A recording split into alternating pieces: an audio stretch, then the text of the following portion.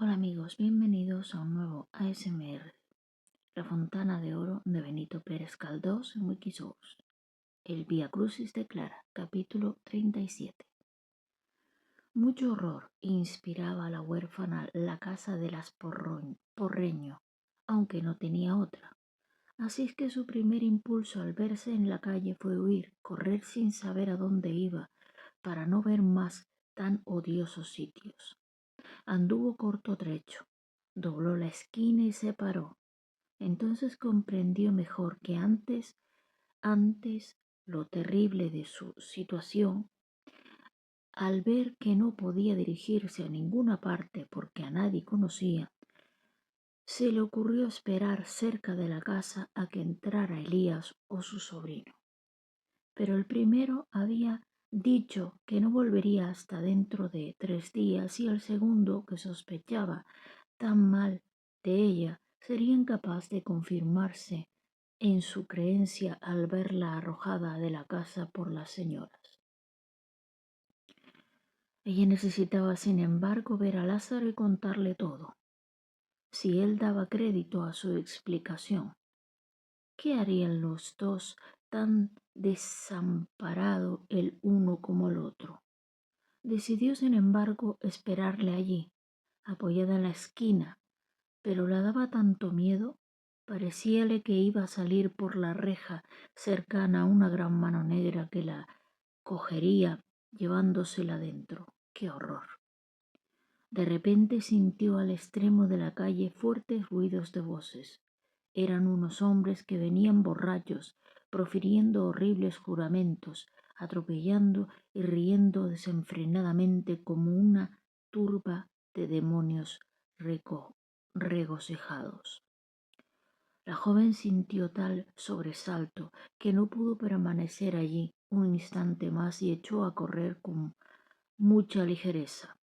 Los hombres corrían también y ella se figuraba que la tocaba en la espalda y creía sentir junto a sus propios oídos las infernales palabras de ellos.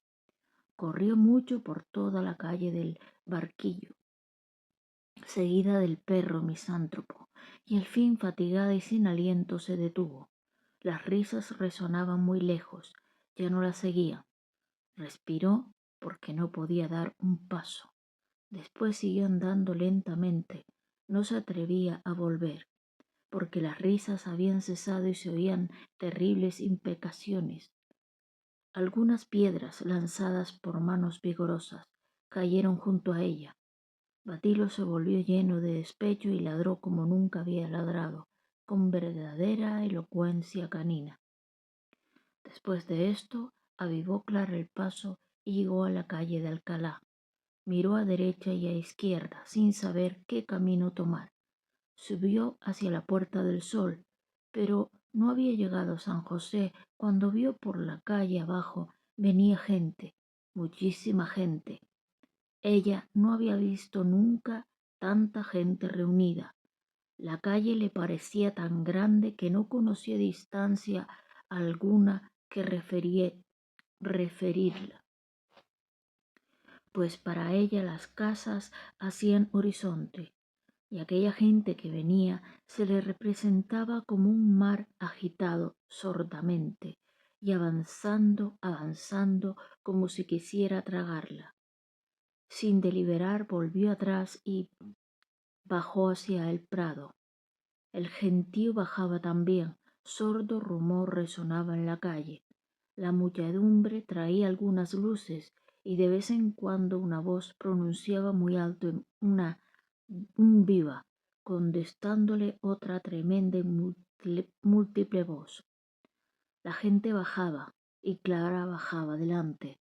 Aquello le dio más miedo que los borrachos, pero cuando se encaró con las Cibeles,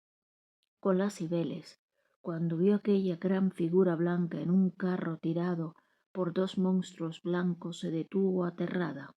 Había visto alguna vez las Cibeles, pero la oscuridad de la noche, la soledad y el estado de excitación y dolencia en que se encontraba su espíritu hacían que todos los objetos fueran para ella objetos de temor.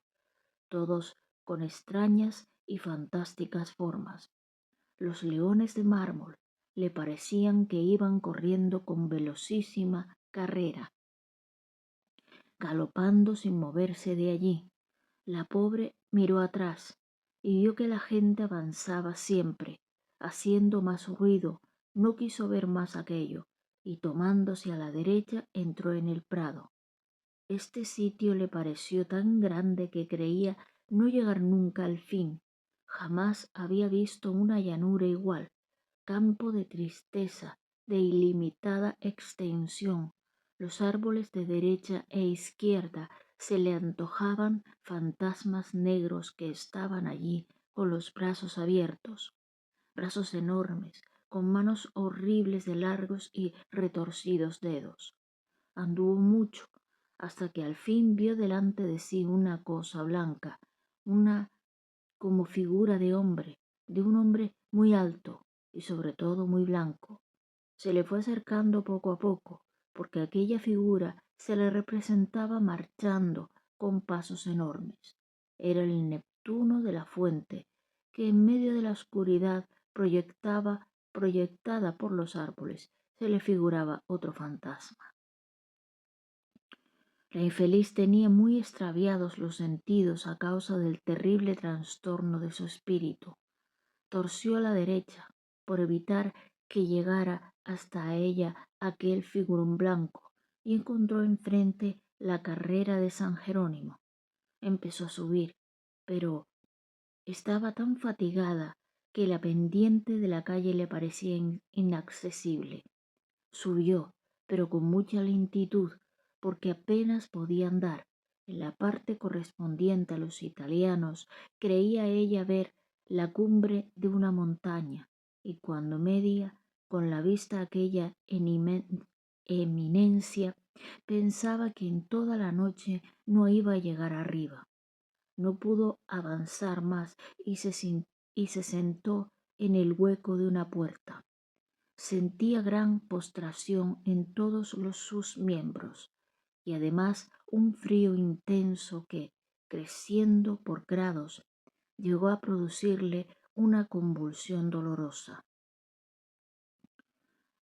Arropóse lo mejor que pudo y pensó en medio de volver a la casa para esperar a Lázaro en la puerta. Entonces se le ocurrió súbitamente la idea de dirigirse a casa de Pascuala. Ella recordaba muy bien el nombre de la calle donde vivía el tabernero con quien la criada se había casado. Sabía que la taberna estaba en la calle del Humilladero, pero ¿cómo iba a la tal calle? Resolvió preguntar a algún transeúnte y si daba con la casa allí, pasaría la noche, aplazando todo lo demás para el siguiente día. Seguro estaba de que Pascuala la recibiría con los brazos abiertos, pero ¿dónde estaba la calle? Instintivamente oró a la Virgen, pidiéndole que tuviera cerca de la calle del Humilladero, pero la Virgen no la oyó, porque la calle estaba muy lejos. Resuelta a preguntar, se levantó, vio venir a un hombre, pero no se atrevió a detenerle. Pasó otro, algunos más, y Clara no preguntó a ninguno. Tenía miedo de aproximarse a ellos. Pero último se acercó una mujer. La joven la detuvo y presurosamente le hizo su pregunta. ¿La calle del Humilladero? Dijo la mujer, que era una vieja arrugada y con voz gangosa. Sí, señora. ¿Le parece a usted que está bien detener a las personas honradas de este modo? Contestó la vieja muy incomodada. Ya sé lo que quieren estas bribonas cuando detienen a una, que no van sino a meterle la mano en los bolsillos, cuando está una más descuidada, contestando, váyase, Nora, Noramala, a la muy piojosa, y si no llamo a un alguacil. Antes de que concluyera la vieja, se apartó Clara, y fue tal su angustia al pensar que todos la tratarían de igual modo, que casi estuvo a punto de abandonarse a su desesperación, dejándose morir allí de hambre, de frío y de dolor. Pero la desventura infunde valor. Recobró algún ánimo y se dispuso a seguir preguntando. Cuando vio llegar a una mujer andrajosa que traía un niño en la mano y otro en brazos, a Clara le pareció que aquella mujer debía de ser persona muy generosa y compasiva y que le había de responder a su pregunta. Pero antes de ser interpretada, la mujer andrajosa habló a Clara en estos términos. Una limosna, señora, por Dios, por amor de Dios, que tengo mi marido en la cama y estos dos niñitos no han probado nada en todo el santo día. Siquiera un chavito. Después, observando que Clara no tenía aspecto de persona que da limosna, sino más bien de mujer desvalida y enferma, se figuró que pedía también chavitos, y variando de tono le dijo: Oye, chica, ven conmigo y le sacamos un duro al tío de la esquina. ¿Qué? Dijo Clara confusa ante aquella proposición. Apostamos a que no tan dado ni un bendito chavo esta noche. Yo he sacado ya un real, mira, pero hay en aquella tienda un martito pañero que es muy caritativo. Ayer le dije que tenía una hija enferma en cama y me dio una peseta. Si quieres que le saquemos más, ven conmigo esta noche, chica, y verás. Entramos, tú te haces que te vas cayendo y te pones un pañuelo atado a la cara y empiezas a dar unos chillidos que partan el corazón. Oye, sí, ay, ay. Y dio unos cuantos quijedos tan lastimeros que Clara tuvo angustia de oírlos. Después siguió. Mira, ven, entramos. Yo le digo que eres mi hija y que no has comido un bocado y que el médico te ha recetado una cosa que cuesta un duro. Tú dices que no la quieres tomar y que si saca el duro, compre pan para estos niños que se están muriendo. Yo digo que sea el duro para la medicina, tú que sea para los niños y así, verás cómo se ablanda. Y pues, que nos dé dos, partiremos. Te daré a ti 2 reales. Y anda, ven, ponte este pañuelo en la cara. Señora, yo tengo que hacer, no puedo, dijo Clara, que creía no deber darle otra razón menos cortés. ¿Sabía usted dónde está la calle de él? ¿Qué calle de los demonios? Dijo la mujer, y viendo que pasaban 2 caballeros se acercó a ellos, mirándole al chico que llevaba de la mano. Muchacho, cojea. El muchacho cojeó, y se acercaron a los caballeros repitiendo su muletilla. Clara se retiró entonces, anduvo un buen paso y llegó por último a la plazuela del Espíritu Santo.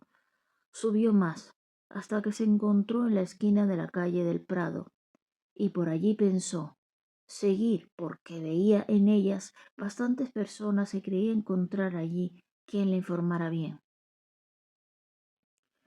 Batilo iba adelante. Un perro vivaracho y pequeño, descarado, ratonero de estos que pasean su vanidad por las calles de Madrid, se acercó al can melancólico y le dio el hocico. Batilo era muy tímido, pero sintiéndose herido su amor propio, ladró. El ratonero, que no deseaba sino provocación, ladró también, atreviéndose a dar un mordisco al pobre faldero.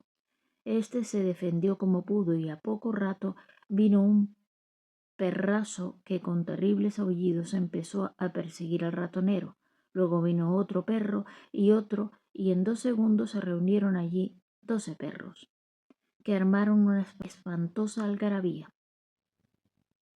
Al ruido se detuvieron algunas personas. El amo de uno de los perros terció en la pelea y dijo ciertas frases injuriosas al amo del otro. Clara, al ver que se reunía tanta gente y que algunos mozos la miraban con atención impertinente, avivó el paso. Tomó la calle arriba para huir de aquellas miradas, pero los mozos la siguieron, y ella quiso ir más aprisa, ellos también, ella más aún, hasta que se decidió a correr, y corrió con toda la velocidad que podía. Entonces una mujer gritó desde una puerta con voz chillona y angustiada: ¡A esa, a esa! Un hombre la detuvo por el brazo. Muchas mujeres la rodearon y se formó en un momento un grupo de más de 30 personas en torno a ella. La huérfana estaba tan trémula y aterrada que no dijo palabra, ni trató de huir, ni lloró siquiera. Creyó tener derredor un círculo de asesinos. ¿Qué ha hecho? ¿Qué hay? Dijo uno. ¿Qué ha robado? Ese lío que lleva bajo el brazo. Muchacha, ¿dónde has tomado ese lío? Dijo el que la tenía asiada. Clara no contestó. A la cárcel con ella, dijo uno de los presentes. ¿Dónde has tomado este lío, muchacha? La joven se repuso un poco y en voz tenue dijo: es mío. ¿Que es suyo? Dijo una de las mujeres. Sí, la vi por yo correr como una desalación. Apuesto a que lo cogió en la casa del número 15. No, que venía de más abajo, dijo otra. Apuesto que es de la casa de la San Nicolasa, la pupilera de ahí enfrente, dijo otra. Usted miente, señora, dijo un hombre alto que parecía ser persona de toreo, a juzgar por su vestido y el rabicoleto que tenía en la nuca. Usted miente, esta señora no ha salido de casa de pupilera, ni del número 15, venía de más abajo. Miren ese pelele, gritó la mujer. Pues, ¿no dice que yo miento? Usted miente, señora. Esta muchacha no ha robado nada, que venía de abajo y corrió porque la venían siguiendo esos lechuguinos. Yo lo he observado, y si hay alguno que me desmienta, aquí estoy yo, que soy un hombre para otro hombre. Tanta bulla pa' ná, dijo, soltando a Clara, el que la tenía asiada, pues que si lo robó, si no lo robó. Cuando yo digo una cosa, si tuviera aquí mi Blas, se veía si hay un hombre pa' otro hombre, murmuró volviendo la espalda la provocadora de aquel alboroto. Vamos, señores, aquí no se ha robado nada, dijo el majo con decisión. Aquí están ustedes de más, largo el camino. El público, llamémosle así, encontró muy convincentes las últimas razones del hombre de los toros y aún más las insinuaciones que hizo con un tremendo palo de puño de plomo que llevaba en la mano y empezó a desfilar. Vamos, prendita, no tenga usted miedo, dijo el hombre del rabicoleto, cuando se quedó solo con Clara. Venga usted conmigo y no tenga reparo, que yo soy un hombre pa' otro hombre. Pero, ¿se puede saber a dónde iba la personita? Yo la llevaré a usted porque soy un hombre pa... Voy a la calle del humilladero. ¿Del humilladero? ¿Qué? Del humilladero. Ya sé, pero ¿para qué va usted tan lejos? Si usted se echa a andar ahora, llegará allí pasado mañana por la noche, aunque no tenga usted prisa. Sí, señor, tengo prisa, y aunque esté lejos, he de ir enseguida. ¿Quiere usted hacerme el favor de decirme por dónde debo de ir? Mister, coge usted esta calle para arriba, siempre para arriba, pero yo la voy a llevar a usted, aunque, para decir verdad, más valiera que se viniera conmigo. Ay, Jesús, qué guapa es usted. Pues no había reparado, venga usted. No puedo detenerme, señor caballero, dijo Clara con mucho miedo. Dígame dónde está esa calle y yo me iré sola. ¿Sola? Y yo podía ser tan becerro que la iba a dejar ir sola por esas calles esta noche que hay revolución. Bueno, yo soy yo venga usted conmigo. Le digo que no le pasará mal. Yo conozco aquí cerca un colmado donde hacen unas magras que... Diciendo esto, el torero tomó a Clara por un brazo y quiso internarla por la calle del Lobo. Sujéteme usted, caballero, dijo Clara. Suélteme usted, caballero, dijo Clara, deshaciéndose. Tengo que hacer, por Dios, suélteme usted. Pues es lo mismo que un puercoespín, va. Si es usted muy guapa para ser tan picona, le digo que Pero, en fin, yo la acompañaré a esa calle. No, dígame usted por dónde debo de ir. Yo iré sola. ¿Sola? ¿Se revolució para que le peguen a usted un tiro y me la ejen frita en mí a la calle? Yo quiero ir sola, dijo ella, separándose.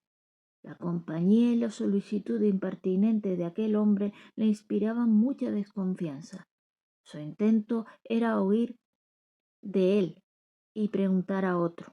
Pero aunque avivó mucho el paso, él seguía siempre a su lado diciéndole mil cosas.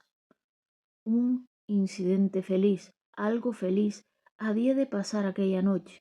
Vino a librar a Clara de aquel moscón. Iba por la palazuela de Santa Ana cuando sintieron detrás gritos de mujer.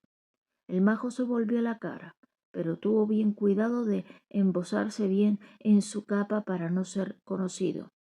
Arrastrao, Endino, dijo la mujer, que era alta, hombruna y con voz aterradora y aguardentosa. Espera, espera, que te voy a sentar los 5 en esa cara de documento. Al decir esto, tiró al bajo de la capa y con mano más pesada que una masa de batán cogió a Clara por un brazo y la detuvo. Si no fuera porque está aquí esta señora, dijo el chulo, cuadrándose ante la jamona, ahora mismo te volvía las narices del revés. Arrastrao, dijo la maja cuadrándose y moviendo la cabeza. ¿Tengo yo cara de cabrona? ¿Te parece que por una cara de escoba como esta voy yo a consentir? Calla, exclamó el otro, o te dejo en tu sitio. Mira, Juan Mortaja, que voy a sacarle los ojos a esta rebuja si ahora mismo no vienes conmigo. ¿Le parece a usted que a una mujer como yo se la... Juan Mortaja, cuando digo que vamos a tener que haga usted caso, dijo el torero, dirigiéndose a Clara, que estaba sin aliento, oprimida por la mano de la jamona como tortola en las garras del gavilán. No haga usted caso, niña, que ésta suele rezarle un Padre Nuestro a San Cuartillo. Rindino, exclamó con trágico furor la maja, soltando a Clara y echando rápidamente mano a la cintura, de la cual sacó una navaja que esgrimó con el donaire y la destreza de un maturero. Saco de demonio, dijo el otro, enarbolando el palo. No sabemos cómo concluyó la pendencia, porque hemos de seguir a Clara, y ésta, en cuanto se vio libre de la zarpa de la dama de Juan Mortaja, se escapó ligeramente a buen paso, seguida siempre de Batilo. Llegó a la plazuela del Ángel y la desventurada no sabía ya qué partido tomar. Se horrorizaba al pensar que entre los miles de habitantes que este enjambre no había uno que le dijera el nombre de la calle donde estaba el único asilo que podía acoger a la huérfana abandonada, sola, injuriada, medio cansada de miedo y de dolor. Creyó que Dios la abandonaba o que no había Dios, que su destino la obligaba a optar entre la inquisición espantosa de las dos porreñas y aquel abandono, aquel vagar por un desierto, repelida por todos o solicitada por la depravación o el vicio. Se decidió a hacer otra tentativa. Detúvose ante un hombre que con una farola y un gancho revolvía escombros y le hizo su pregunta. La calle del Humilladero, dijo el trapero, incorporándose y haciendo con el gancho ciertos movimientos semejantes a los que hace una varilla un director de orquesta. Esa calle está, voy a darle a usted una receta para que la encuentre enseguida. Pues eche usted a andar y vaya mirando con atención los letreros de todas las calles. ¿Sabe usted leer? Sí, señor, dijo Clara. Pues cuando usted vea un letrero que diga así, calle del Humilladero, allí mismo es. El trapero se quedó muy satisfecho de su apotegma. y volviendo a inclinarse, enterró su gancho investigador en el montón de inmundicia que delante tenía. Clara se retiró muy angustiada y principiando a perder ya el conocimiento exacto de su desventura, hallábase próxima a entrar en ese periodo de atonía que precede a las grandes enajenaciones. Dirigió de nuevo mentales súplicas a Dios y a la Virgen para que la sacaran de aquella situación, y aún rezaba cuando vio llegarse hacia ella a una persona que le inspiró mucha confianza. Dio algunos pasos hacia aquella persona, que era un clérigo de más de mediana edad. Pequeño, venía con su rosario en la mano y la vista fijada en el suelo. La huérfana respiró con tranquilidad porque aquel personaje venerable que tenía ante sí debía de ser un santo varón, de esos cuyo fin en la tierra es consolar a los afligidos y ayudar a los débiles. Bueno, terminamos este capítulo. El Vía Crucis de Clara, capítulo 37. Vamos al capítulo 38. A ver cuánto de largo es. No parece ser muy largo, pero bueno, vamos a ver. Parecía el clérigo hombre pequeño, al juzgar por su vestido, que era muy raído y verdigue negro. Era él de edad madura, y a juzgar por su pronunciada y redonda panza, parecía hombre que no se daba mala vida. Tenía la cara redonda y amoratada, con dos ojillos muy vivos y una nariz que parecía haber servido de modelo a la naturaleza para la creación de las patatas. No puede decirse que su fisionomía fuera antipática. Sonreía con bondad y sobre todo había en sus ojuelos cierta gracia y una volubilidad amable. Cuando vio a Clara y oyó la pregunta que ésta le hizo con el mayor respeto, guardó el rosario, se ladeó el sombrero, porque era éste tan grande que tapaba con él a cuanto se le ponía delante, y dijo: «¿La calle del Humilladero?» «Sí, hija mía, sí. Sé dónde está, sí, pero es muy lejos. No podrá usted ir sola, se perderá usted. Hija mía, venga usted y yo le pondré en camino». Y volvió atrás, siguiéndole Batilo y Clara, que creyó al fin haber encontrado el hilo del laberinto. «Pero, hija mía, ¿cómo es que usted va sola? ¿A estas horas? ¿Tan sola?», dijo el padre con voz agridulce. «Tengo que ir a una casa que conozco», repuso Clara, por dar alguna respuesta. «¿Pero va usted sola? ¿A estas horas, hija mía? ¿Por qué es eso?» «No tengo quien me acompañe. Soy sola». «¿Qué es usted sola? Jesús, María y José, qué calamidad, pero ¿no tiene usted padres?» «No, señor». «¿Es usted sola, enteramente sola?» «Jesús, María y José, esto no va bien, hija mía, pero ¿no tiene usted ningún pariente?» «Vamos, ¿irá usted a casa de algún pariente?» «No, señor, no, voy a casa de una mujer que conozco. No conozco a nadie más que a ella». «Vamos, ya conocerá usted a alguna otra persona», dijo el cura, parándose y fijando en el semblante de Clara sus picarescos ojuelos. «¿De dónde viene usted ahora?» «De casa de unas señoras donde estaba». «¿Y allí no conoció usted más que a esas señoras?» «No, señor», dijo Clara, asustada del clérigo que tomaba las preguntas del dijo Clara que asustada del giro que tomaba las preguntas del clérigo. «Vamos, juraría yo que ha conocido usted a algún muchachuelo. Esto no tiene nada de particular, hija mía. Para eso es la juventud. Eso no tiene nada de particular. Va, no se ponga usted encarnada. Por las llagas de Jesucristo, que no me enfado yo por eso, no».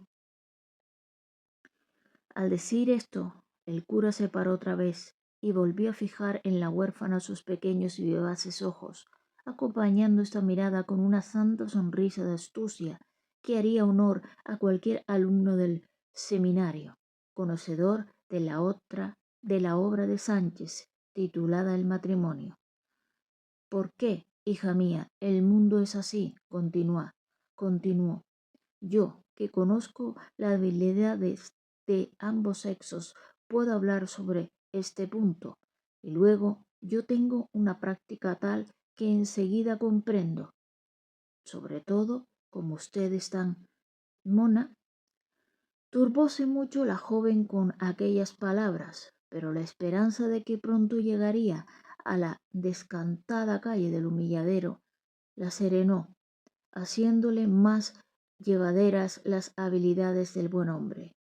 Sí, hija mía, yo soy gran admirador de las obras de la naturaleza, y cuando estas obras son bellas las admiro más. Yo francamente lo digo, no soy gasmoño. Lo cortés no quita lo valiente, aunque uno sea sacerdote, porque admirar la naturaleza no es pecado. Con estas y otras cosas había pasado la calle de Atocha y llegado a la Plaza Mayor, atravesándola dirigiéndose a la plazuela de San Miguel. Venga usted, dijo tomando el brazo de Clara, al ver que manifestaba cierto recelo de internarse por el arco oscuro que da a la plazuela del Conde de Miranda.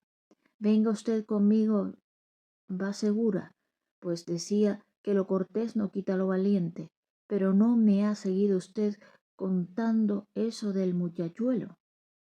Si yo no he cortado nada, dijo Clara, haciendo un movimiento disimulado para desasir su brazo de la mano del cura.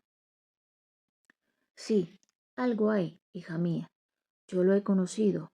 Si eso no tiene nada de particular ya, ¿hay vergüencilla? Vamos, cuénteme usted, que yo la absuelvo enseguida. A las niñas se les perdona todo. Diciendo esto, miró de nuevo a Clara, pero ya no se sonreía, estaba serio y había en su voz cierta agitación que ella no pudo notar.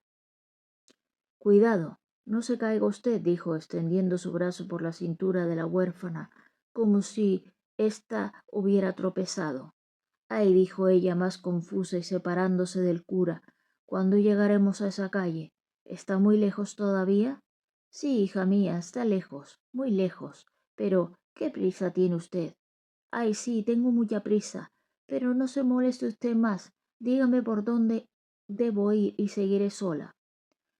Ah, no acertará usted en toda la noche. Está muy lejos. Pero, ¿qué prisa tienes, hija mía? Veo que estás muy cansada. ¿No te convendría descansar un poquito?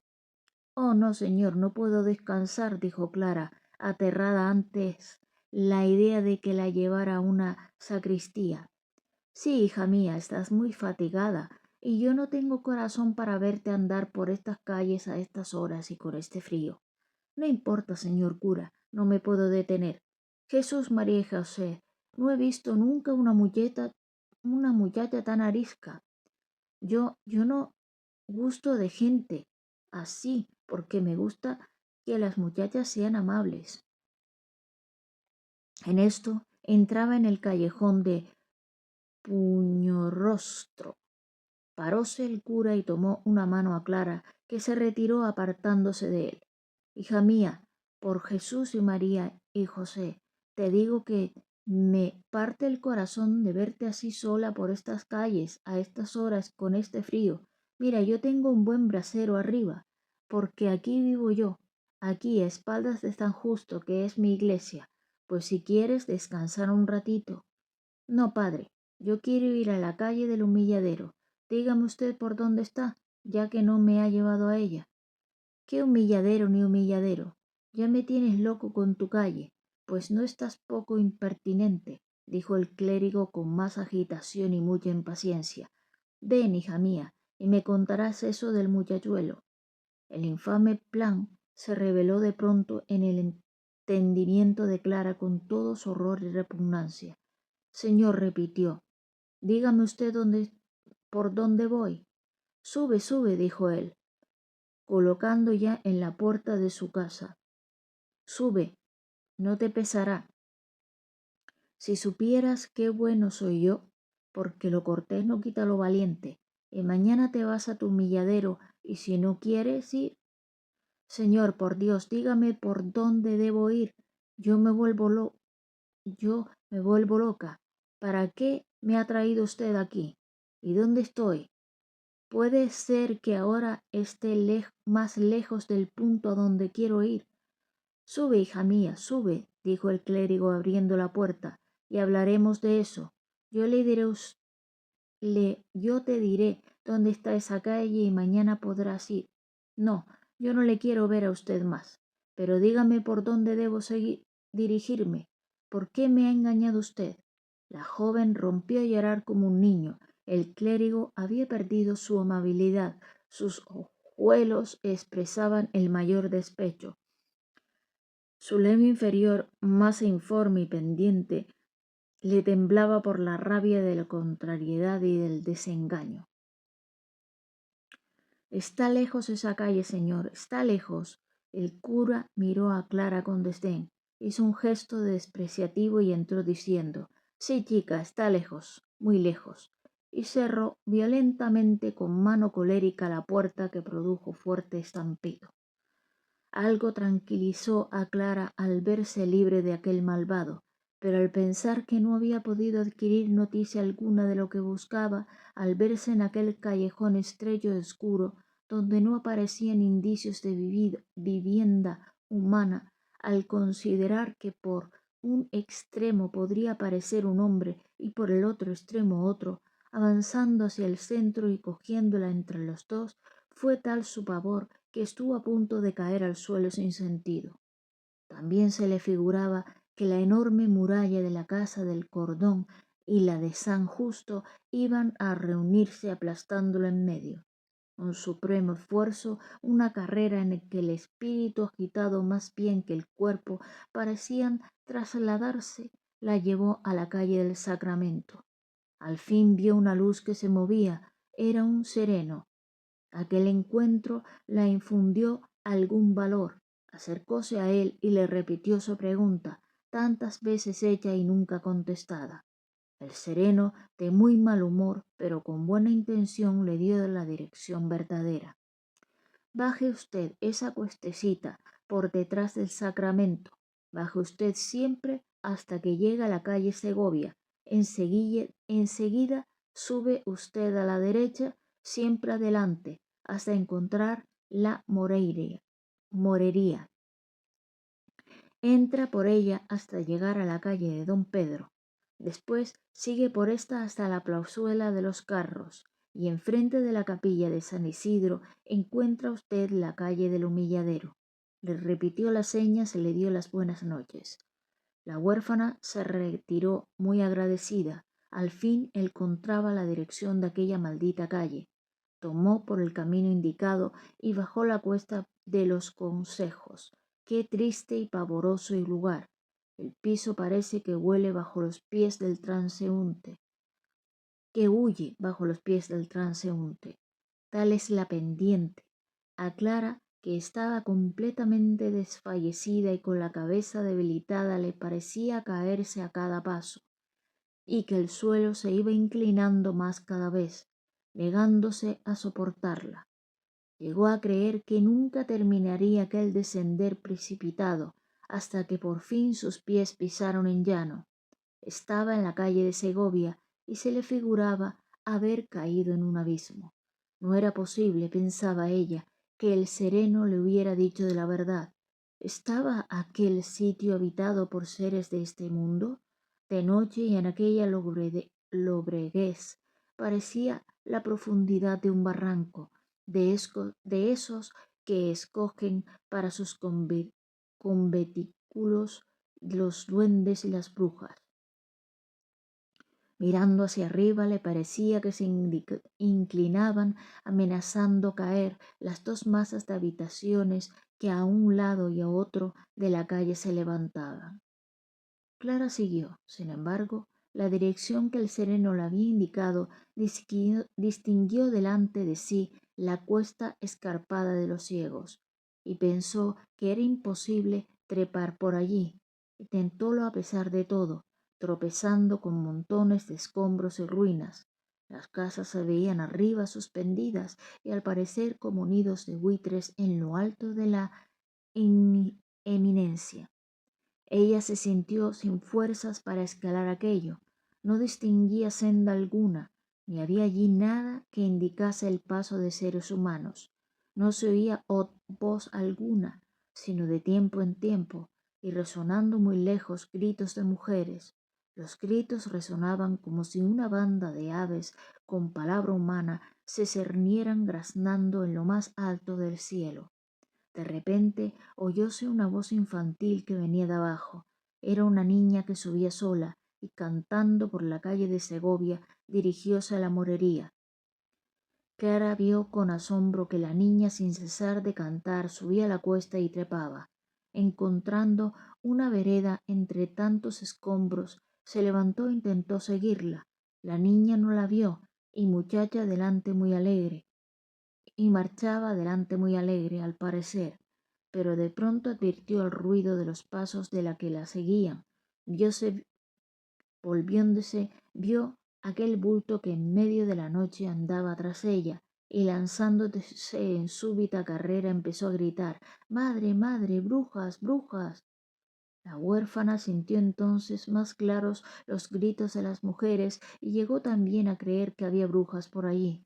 Las mujeres parecían como que bajaban y sus voces confusas y discordantes semejaban el altercado frenético de una onda de Hueménides. Retrocedió Clara y volvió a bajar, entrando a punto de resbalar y caer algunas veces, estando a punto de resbalar y caer algunas veces.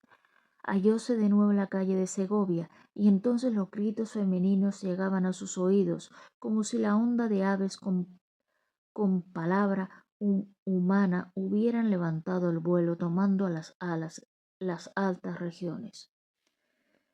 Empezó a llover.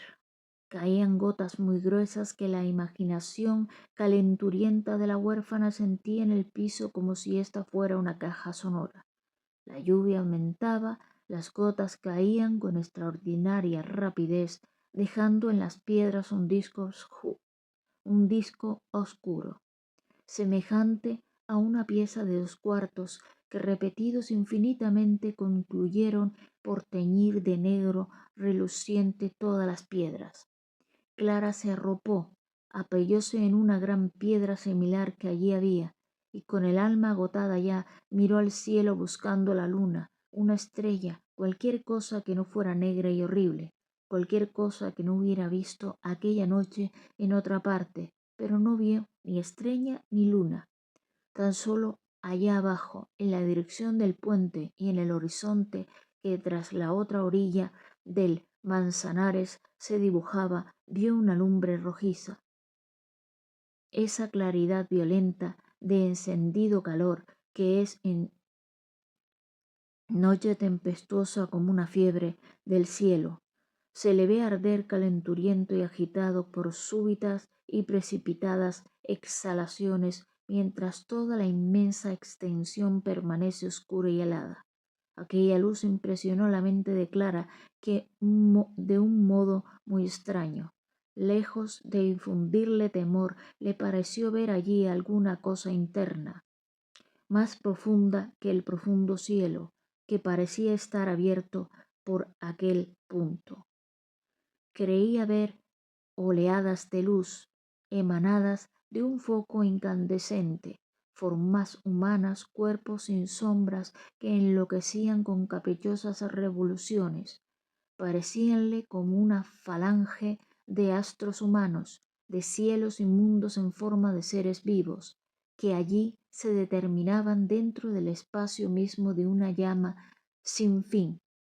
Cada uno engendraba miles, cada 1000 1.000.000, se alejaban y volvían, se oscurecían tenuamente y de nuevo adquirían el brillo de la más intensa luz.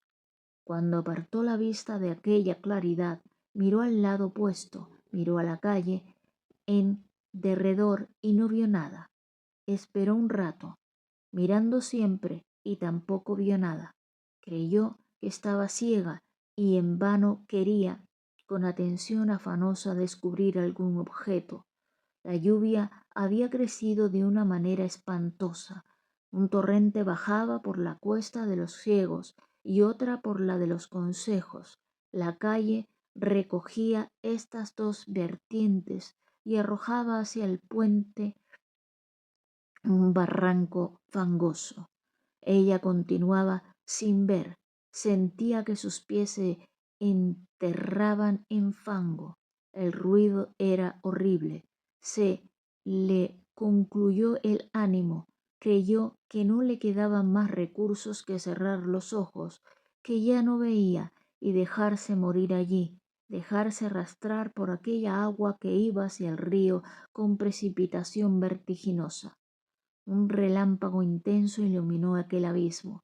Entonces pudo ver a la repentina luz las dos masas oscuras de casas que a un lado y a otro se alzaban, pero después volvió a quedar sumergida en una profunda ceguera. Las rodillas se le doblaban, el agua le había calado toda la ropa. Batilo gruñía como un perro náufrago.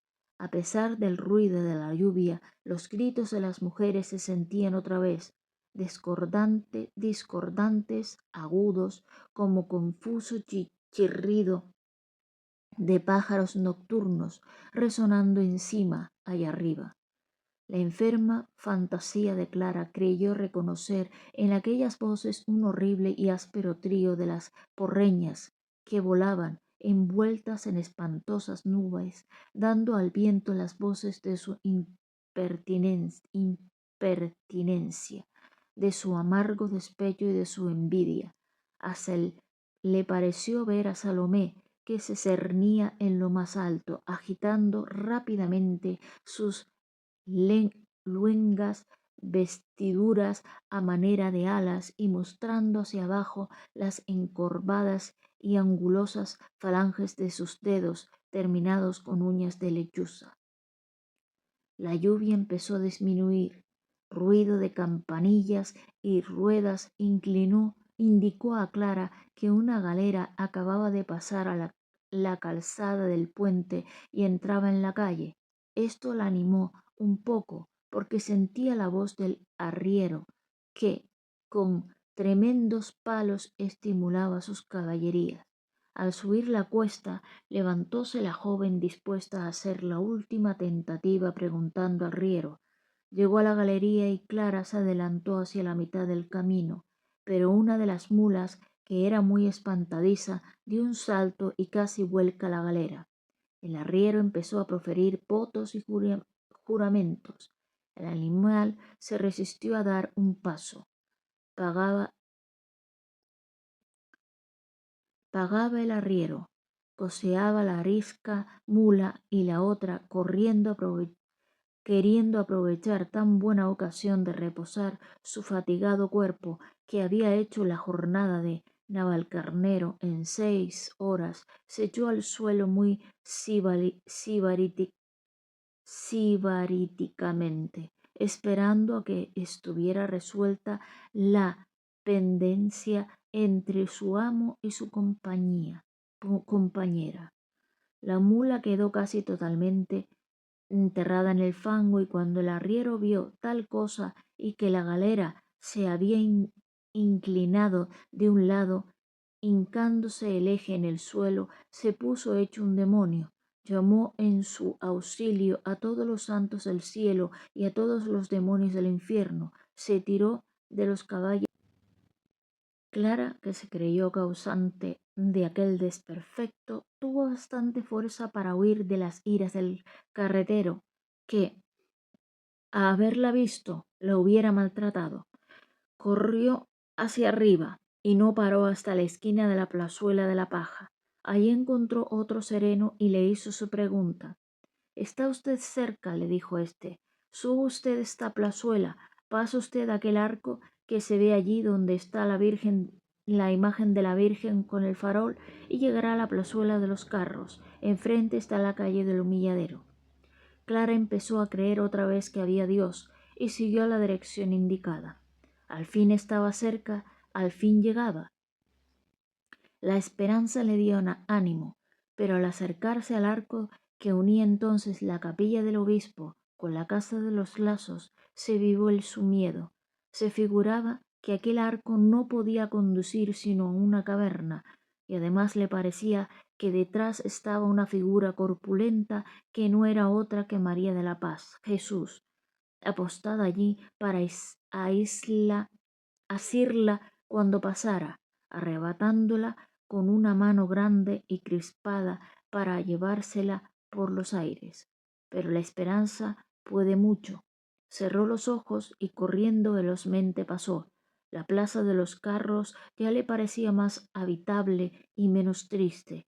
Pasaban algunas personas, se veía no pocas luces, miró los letreros de todas las calles que de allí partían y al fin, llena de alborozo, llegó, leyó el nombre de la que buscaba, entró en ella y a los pocos pasos vio una puerta, a cuyos lados había pintados racimos alegóricos y unas botellas que indicaban muy claro que aquello era taberna.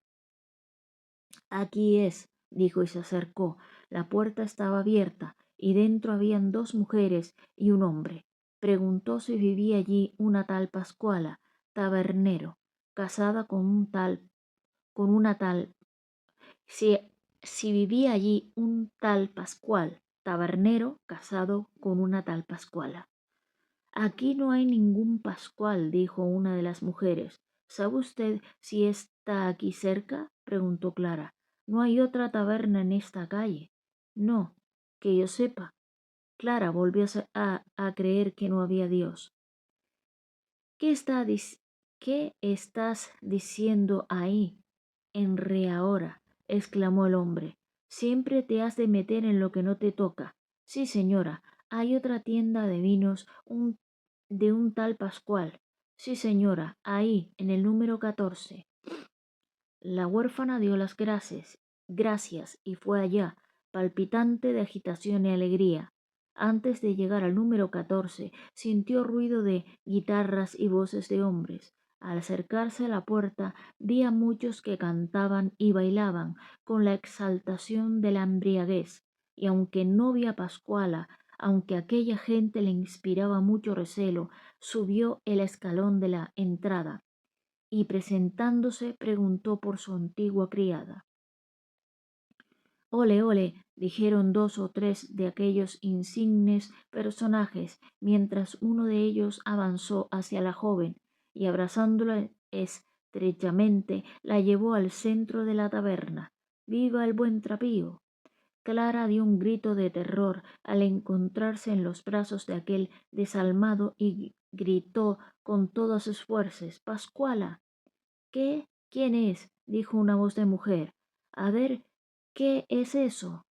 Pascuala se presentó, y al ver que había allí una mujer y que estaba en brazos de su marido, dio a éste en la cara un mojicón que, a ser más fuerte, no le dejara con narices. No fui yo, contestó Pascual, fue ese demonio de chaleco. Sí, fue él, que la había traído y la tenía escondida. Señora Pascuala, declaró Tres Pesetas con uno de sus frecuentes rasgos de malicia.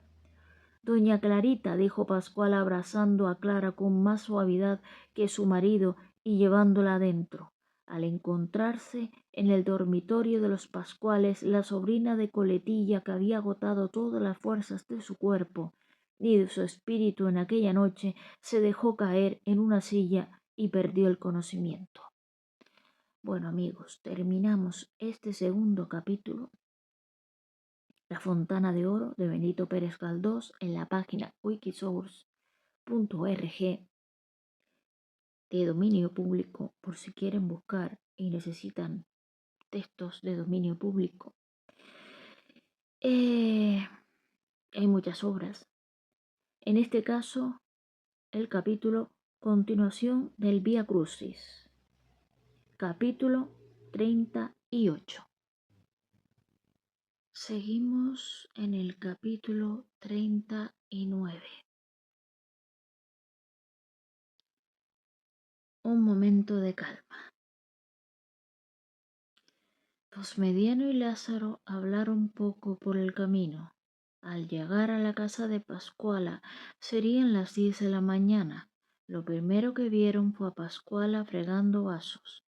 Preguntáronle si había venido Clara a su casa y ella contestó: anoche, sí, señor, después de medianoche vino, pero ya reconozco al caballerito sobrino de mi amo, que estuvo allá a preguntarme por su tío. Gracias a Dios, exclamó éste, qué suerte hemos tenido.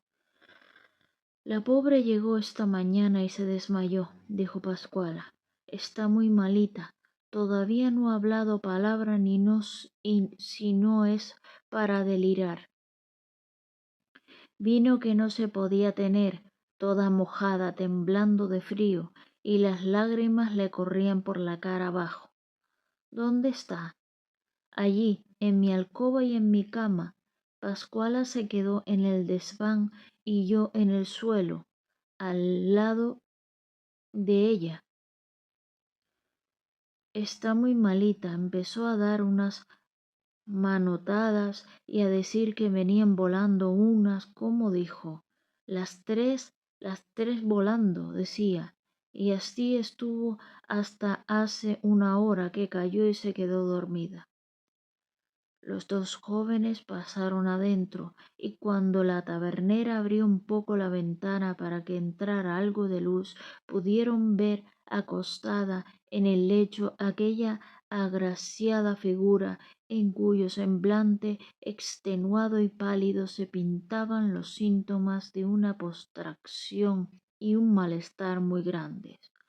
Dormía, y la violenta posesión de su cabeza indicaba que antes del sueño la había atormentado uno de esos letargos dolorosos en el que el cuerpo obedece con bruscos movimientos a todos los delirios de la mente enferma. Pascuala cogió entre sus manos la cabeza de la joven y la colocó con menos molestia. Le entró uno de los brazos que colgaba bajo de las sábanas, arregló éstas y la almohada y cerró un poco más la ventana porque no entrara más claridad que la necesaria para no estar a oscuras. Usted ya no sale de aquí, dijo voz mediano a Lázaro. No, replicó éste preocupado y contemplando a la enferma tan de cerca que sentía su respiración agitada y difícil como si un pequeño volcán existiera entre las sábanas. Creo que al despertará con el delirio.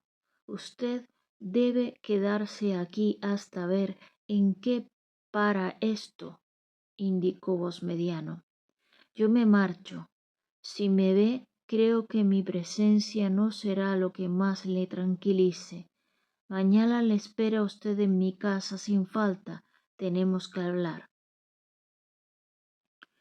Lázaro no contestó. Si su susceptible desconfianza no se había extirpado completamente, en aquellos momentos no podía pensar en tan delicado asunto. Experimentaba emoción muy grande para detenerse sin duda en dudas crueles y rencores poco generosos, que un alma elevada deja siempre a un lado al contemplar los grandes infortunios. Cuando Claudio se marchó, Lázaro se sentó junto al lecho y allí estuvo mucho tiempo inmóvil mirando a la enferma, estatua que contemplaba otra estatua, casi tan pálido como ella, esperando a cada expansión del aliento que despertara, observando con la atención moribunda de amante la oscilación de aquella vida comprometida en una crisis. Por fin Clara se movió, pronunciando algunas voces mal articuladas. El joven pudo distinguir claramente: «Señora, por Dios». Después agitó una de sus manos como quien quiere retirar algo y por fin abrió sus ojos. Se apartó los cabellos que en desorden le cubrían la cara. Tuvo un gran rato la mano ante los ojos y la apartó después. Sus ojos se clavaron en la persona que tenía delante y por mucho tiempo permaneció mirándole, cual si no tuviera conocimiento de lo que veía, y como si su sorpresa fuera tal que no pudiera creer lo que estaba viendo. Después extendió el brazo lentamente hacia él y le nombró con voz muy débil. «¿No sabes por qué estoy aquí?», dijo Lázaro conmovido. «Me parece que no nos hemos visto desde mi pueblo. Aún no creo que hayas podido estar en aquella maldita casa». «¿En qué casa?», dijo Clara, como afectada de profunda confusión. «Allí, en casa de las mujeres», contestó él con tristeza, recordando los dolores de aquella vivienda. «Ay», exclamó Clara, «yo no quiero volver, quiero morirme aquí antes de volver. Estoy en casa de Pascuala, ¿no?». Al decir esto reconoció el sitio con ansiosa mirada. «Sí, ya no estamos allí», dijo él acercándose más. «No volveré, no me llevarán». «¿No es verdad? Tú no volverás tampoco». «¿Qué de volver, si aquella casa ha sido más terrible para mí que el infierno mismo? La detesto y detesto a los que la habitan. Allí he padecido en una sola noche más que en toda mi vida. Ya no vuelvo, no». Clara pareció escuchar esto con mucha atención. Después le estuvo mirando fijamente por largo rato con cierto asombro. «¿Por qué me miras así?», preguntó Lázaro. La huérfana tardó en responder, pero al fin con voz lenta y cariñosa dijo: «Hace mucho tiempo que no te he visto». «No hace tanto, me viste una tarde, el domingo». «Sí, ya me acuerdo. ¿Qué día? ¿Sabes que me echaron porque decían que había entrado un hombre en la casa? ¿Sabes? Qué malas son». «¿Y no entró?». «Sí entró, sí, pero ¿yo qué culpa tenía? Ellas dicen que entró por mí». «Qué malas son». «¿Y no entró por ti?». «¿Por mí?», contestó Clara con la voz entrecortada y muy débil. «¿Por mí?». Después se detuvo como recordando y dijo: «Sí, por mí. Él me dijo que iba a sacarme de allí, que quería hacerme feliz. Me dio mucho miedo». Decía todo esto con una vaguedad que indicaba cuáles débiles estaban sus facultades mentales. «Me dio mucho miedo», continuó. «Aún me parece que lo estoy viendo. Al principio pensé que me iba a matar, pero no me mató. Dijo que me quería llevar consigo, que él me quería ver feliz. Me había escrito una carta». «¿Una carta?», dijo Lázaro vivamente. «Sí, me la dio aquel viejo feo». «¿Dónde está la carta?». «¿La carta? La carta? No sé. Ya la tenía en el bolsillo». «¿Dónde está tu ropa?». «No sé, la carta. Ah, ya me acuerdo. La rompí toda y la hice unos pedacitos muy chicos, muy chicos». «¿Por qué la has roto?», dijo Lázaro, deplorando no tener aquel documento. «¿Y no recuerdas haberme visto a mí aquella tarde?». «Sí, sí, lo recuerdo», contestó, mostrando que nunca había olvidado tal caso. «Entraste muy enfadado. Yo estuve llorando toda la noche. Después me dio un mareo en la cabeza. Yo no creí que, yo creí que me iba a morir y me alegré». La melancolía serenidad que había en estas declaraciones conmovió a Lázaro de tal modo que no se atrevía a preguntar más, porque herir la delicadeza de aquel ángel le parecía crueldad sin ejemplo. Aún quiso hacer la última pregunta de este modo. ¿Y qué te dije aquella tarde? ¿Qué me dijiste? Eso sí se me ha olvidado. Yo no recuerdo. ¿Me dijiste? Aquí se detuvo, sin duda le faltó el habla o el entendimiento. Tenía los ojos hundidos y se apartaba otra vez el cabello que le cubría parte de la frente. Lázaro se sintió humillado.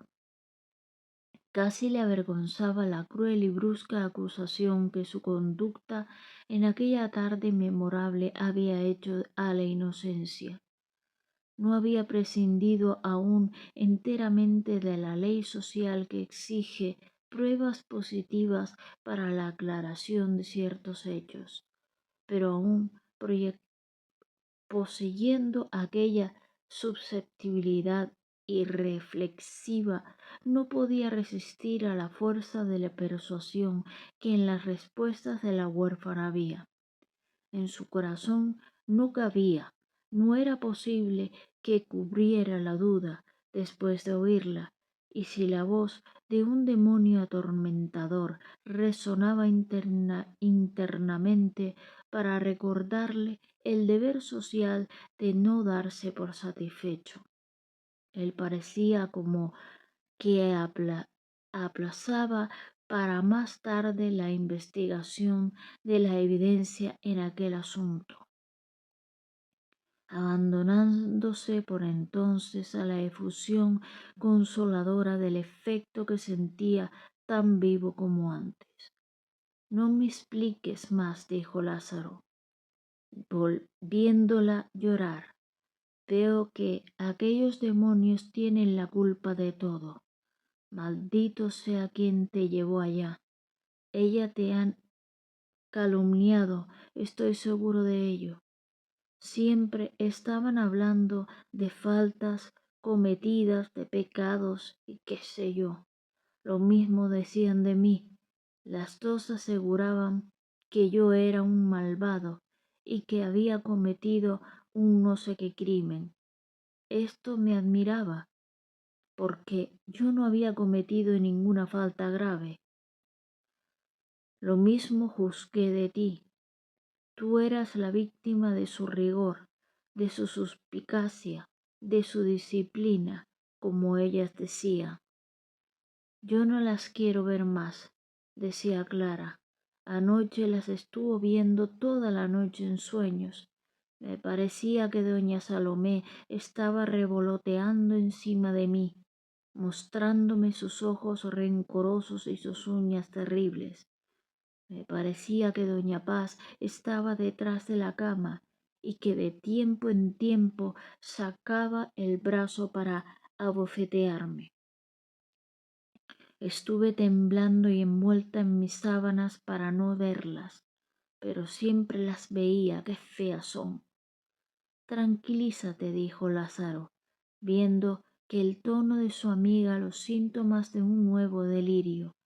Ya no volverás a casa de esas fieras. Yo estoy aquí. Tú te has creído abandonada mientras yo existía. No sé si tengo la culpa de esto. Si la tengo, descuida, que sabré remediarlo. Y yo, que no he vivido sino por ti, que te he tenido por guía y por inspiración de todos mis actos, bien te dije cuando nos conocimos que Dios nos había puesto en camino de encontrarnos para que no nos separáramos nunca. A donde quiera que he ido, te he llevado siempre en mi corazón y en mi cabeza, creyendo por ti y esperando por ti. Desde que nos conocimos, no hemos cesado de estar juntos, de caminar juntos por la senda de la vida, al menos en lo que a mí corresponde. Cuando vine a Madrid, aunque no nos vimos inmediatamente, no di un paso por estas calles que no fuera dado hacia ti. Me prendieron por una ligereza mía, que no fue ningún crimen, como decían aquellas mujeres, y si soporté aquel contratiempo, si no me suicidé estrellándome la cabeza contra los muros de la cárcel, fue porque en la oscuridad me parecía siempre que te estaba mirando en un rincón, en pie con el rostro sereno como es tu costumbre. Yo no he podido, después de que te conozco, pensar nada futuro sin que en mis ideas acompañara la idea de tu persona como parte de mí mismo. No he podido pensar en la adquisición de alguna cosa, de algún objeto, de alguna felicidad, sin que pensara en que tú estuvieras de todo eso antes que yo, disfrut- disfrutaras de todo eso antes que yo. Yo no he tenido desgracia alguna ni pérdida sin figurarme que estabas a mi lado llorando conmigo. Si he aspirado alguna vez alguna hora feliz, siempre he tenido presente de nuestras dos vidas llegarían juntas a esa hora. No he podido concebir que uno de los dos existiera solo en el mundo. Esto me ha parecido siempre imposible. ¿Sabes que ahora me parece que fue ayer cuando saliste de mi casa para volver aquí? Y lo que ha pasado después yo quiero borrarlo de mis recuerdos. Aborrezco estos días como se aborrece una pesadilla. ¿Tú no me has dicho también que aborreces aquella casa y aquella gente? Y lo creo. No puedo acostumbrarme a la idea de que pensemos de distinta manera. Si yo llegara a creer de una manera evidente que no me querías, no sé cómo podría vivir. Y si aún vivo después de aquella tarde, es porque la duda me ha dado vida, duda en la que ya no quiero pensar. La he tenido como un deber, me la impuse yo mismo, pero ya rechazo esta tiranía. Cuando te he visto, me parece que ha retrocedido el tiempo. Dudar de ti se me figura un crimen, y si lo he cometido, no te pido perdón, porque sé que ya me lo has perdonado. Durante esta expansiva manifestación, la escuchaba la enferma con una especie de trastorno. Al fin lloraba con tan deshecho llanto como si en aquel momento y con aquellas lágrimas se desahogaran los dolores de toda su vida. Desde el incidente del pajarito en casa de la madre Angustias hasta la escena de la expulsión en casa de las Porreñas. El joven no quiso menoscabar con una palabra más la elocuencia de aquellas lágrimas. El calor y la pulsación precipitada de la mano de Clara, que tenía entre las suyas, le indicaron que la fiebre aumentaba, tal vez por la agitación de aquel diálogo, en que él había puesto toda su elocuencia y ella toda su sinceridad. Es preciso cuidarte mucho, dijo Lázaro. Sí, contestó ella, quiero vivir. Bueno, amigos, lo dejamos aquí. Este capítulo, el capítulo 39. Un momento de calma. La Fontana de Oro de Benito Pérez Galdós. Hasta un próximo vídeo y gracias por estar ahí.